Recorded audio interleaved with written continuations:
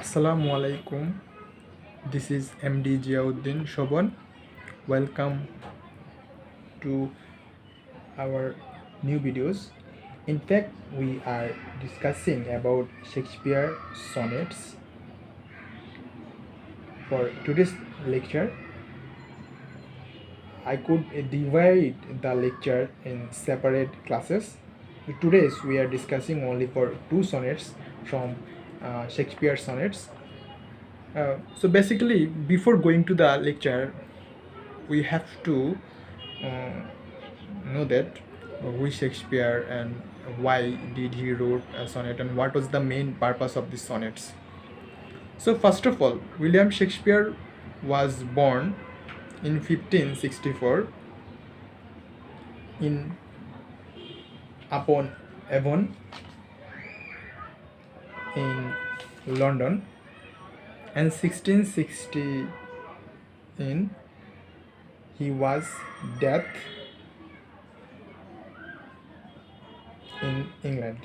So basically, before going to death, he was mostly well known for plays and drama. He also wrote some most important sonnets. His sonnets was 154. That was the number of sonnets.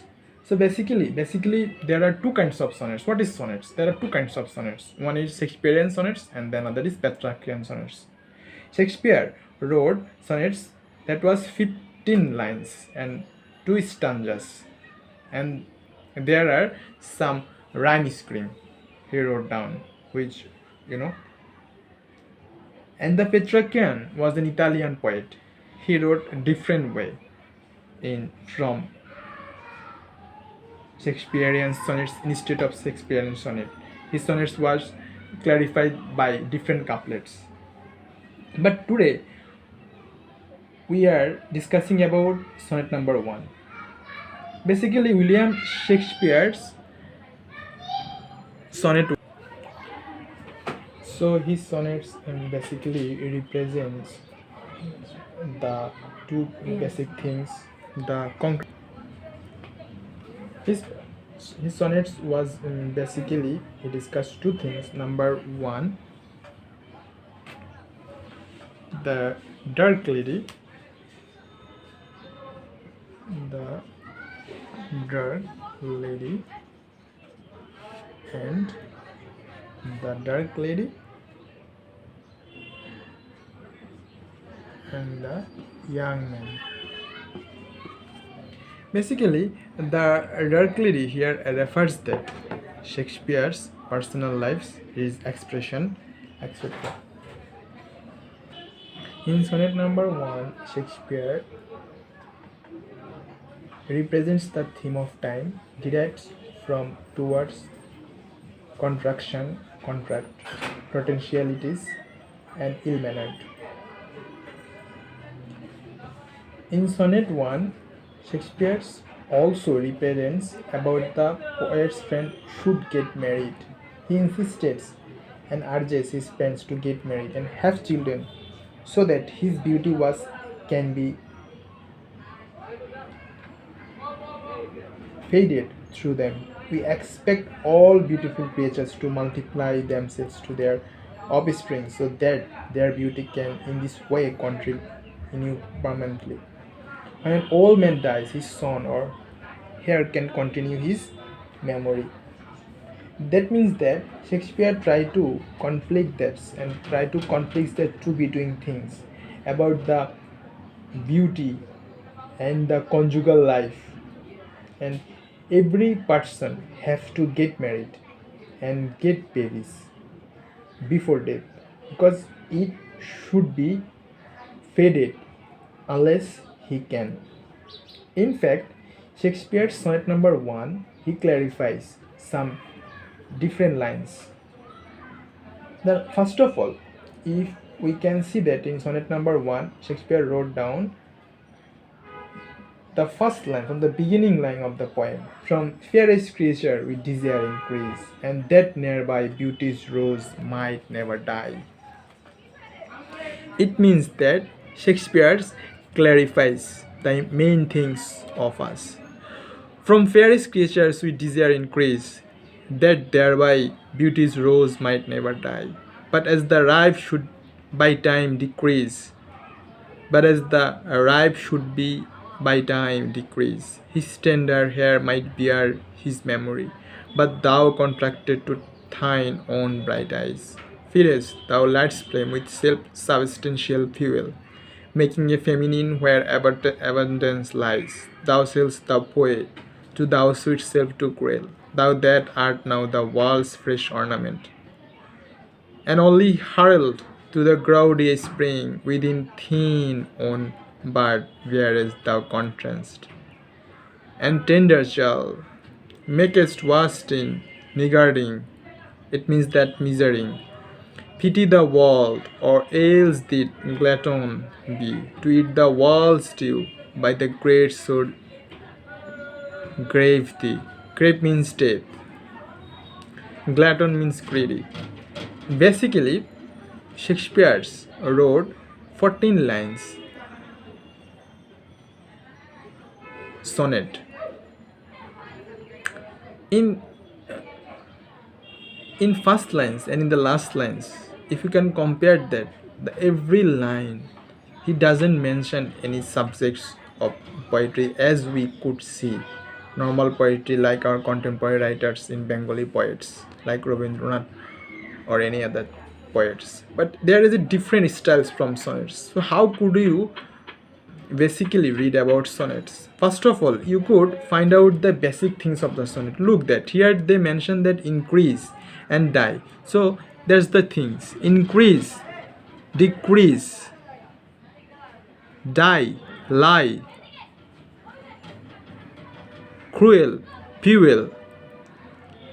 So that's the main things, and there's the comparison of two things: content, ornament. It's the comparison of every. It means that every words in the last words, if we could find, then clearly sees the basic things of the sonnets. You write down A, B, C, C, D, C, D, C, D, C, D is E. It's a rhyme schemes of the sonnets in 14 lines. So what is the main purpose of these sonnets? It also means that we could have to get married before going to death. It's your ornament. It's your mandatory duty, because this life is too short. So within this life, if you could stay to this beautiful world, within this time you get married and give birth to child, and you will be the father of the child, then this should be the fairest creature for us. So in first lines, from fairest creature, it means that the fairest creatures of human being we desire, it means that we desire everything. Beauty's rose, it means that he simplify, it's a metaphor. Beauty's rose is a metaphor. Beauty's rose will never die. So beauty doesn't fade away. Beauty is always existence. Shakespeare also here mentions some season which is also associated with our society, in winter season, in summer season. That's that we also see that in Bengali literatures, Tahare Pore Mone, in where we could see that Basanta Ritu. So here also Shakespeare's mentioned some season never die, but as the reaper should by time decrease, but his tender hair might bear his memory. His memory, that means that bear. Contradictors, bright eyes. It means that his eyes is bright. Fairest, light flame, self-sustainable fuel. Abundance, making a feminine. It means that it's a crisis of love, crisis of marriage, a lot of things. And fresh ornament and herald. Herald means pioneer. Herald means pioneer. And bird and glatons.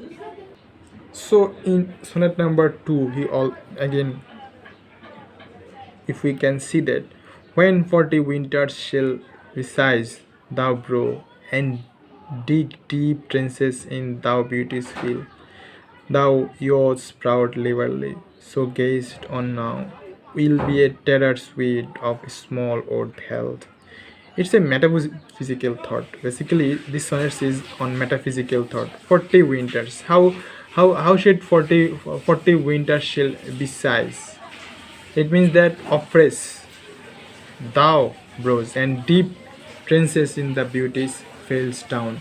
And the another part he could clarify as then being asked where all thou beauty lies, where all the treasures of thou last days to say within thine own deep shrunken eyes, where an ill-eating shame and threefold praise, how much more praise deserve thou beauty's use, and thou est corazon sir, this fair child of mine shall sum my count and make my all excuse. Proving his beauty by succession thine eye, there was to the new maid when thou art old, and see the blood rum when thou felt its cold. It means that the poet calls upon his friend to get married and have children. It's the subject matters of the poet, who get continue his memory. If he does not marry, then in these old days he will find his beauty all too grey, either gone. It would then be a matter of shame for him, and that all the beauty and charm of his youthful days will have come to nothing. Now he is full of praise for his beauty, but his self praise will serve no purpose at all. If he marries and has a child, he say in his old days that his child justifies his having lived in this world. Without a child or an heir, there is no justification for existence. If he has a child, he will be able to feel the warmth of his blood, even though in actual fact his blood will by that time have become cold. That means that in subject matter, we could easily find out that Shakespeare basically wants to know that the real life of or the conjugal life. If you get married, then you could not fade away, like the the variations of season. If you see that in winter, the coldness, warmness, but in summer there are different circumstances and different environments in state of winter. So here also the Shakespeare's wrote down these sonnets about the nature, the abstract things, the natural things of the nature, the concrete things of the nature. So here are the critical things of this text. That is, the argument is that man's existence is not worth while he does not beget a child through marriage. It means in two sonnets, number one, Shakespeare's in sonnet number one, what Shakespeare thinks for both of us. Shakespeare's urges, Shakespeare's phrases about the poet friend should get married, about the poet friends should get married.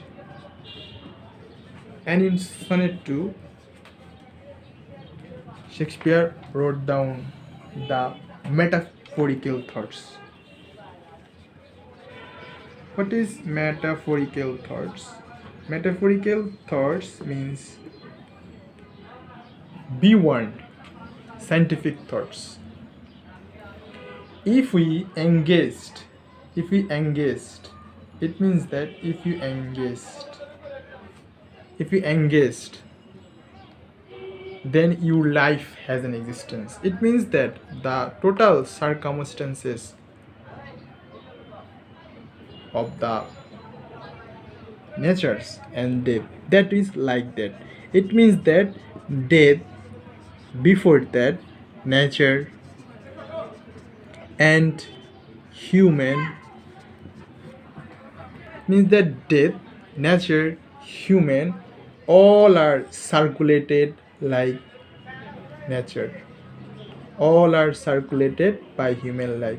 There is nothing existence, there is nothing value of your life if you didn't have any baby or didn't have want to or try to get engaged or get married. So married is also associated with these sonnets. That means that Shakespeare's metaphorically explains So what is the about the poet's friends? What is the main things or poet's friends? Basically, poet's friends means to advise to his best friend, the Earl of Southampton. Earl of Southampton basically a rational person. It's a his rational advice. The poet's attitude is not aggressive. He merely offers some scene and contrasted to the thine own bright eyes. It metaphorical thoughts his beauty's rose contrasted to thine own bright eyes, making a feminine where abundant lies. The most striking metaphor, however, occurs in line 6, Praise thou in Sonnet 1, and Sonnet 2 also. In cases, a child is to a large extent the justifications of his father's having lived on this earth. The beauty of poet's friend will be like an outworn garments or without a plant if he does not have a child. The language is a metaphysical thoughts. And finally, thou yours proud labor and a tattered weed. The scenery of the poet towards his friend Oblivious. A strong argument is favor of the friends getting married is offered. It means that Shakespeare offered his friends, you should have to marry before death. Because married, if you doesn't get married and doesn't have any children or doesn't have any child or doesn't have any baby, your life doesn't have any existence. So like nature, if a flower doesn't have to fragrance in our nose smell, within our nose, within our environment, beautiness, there are no existence. So look, they are associated within sonnet number 1 and sonnet number 2. So the main summary of sonnet number 1, we could think that the theme of time derived from two words. Number 1 is contradict and number 2 is contractions. So there is also some potentialities and is also associated with existentialistic philosophy because it is out of existentialist philosophies because rationalist thinking, it's a rationalist philosopher. As a rationalist philosopher, if you think that, you clearly find out in sonnet number 1 and find out the sonnet number 2, there are a much similarity the two sonnets. The first sonnets basically contradictions about you should have to get married, and in number second sonnet it's a metaphysical thought. You also get married, but a man doesn't have any existence. It means that the first one is it's the you could do some things for your life, otherwise your life doesn't have any existence. That's the main key point of sonnet number 1 and sonnet number 2. Hope you could love this video, and in next video inshallah we will discuss about sonnet number 3, 4 and 5. Thank you so much. Hope you will be better. If you like my video, then please thumbs up or not, please thumbs down, and please mention the comment, and you will also find out the PDF and doc file in sonnet number 1 and sonnet number 2 in the message description box. Thank you so much. Hope all should be happy. Thank you again.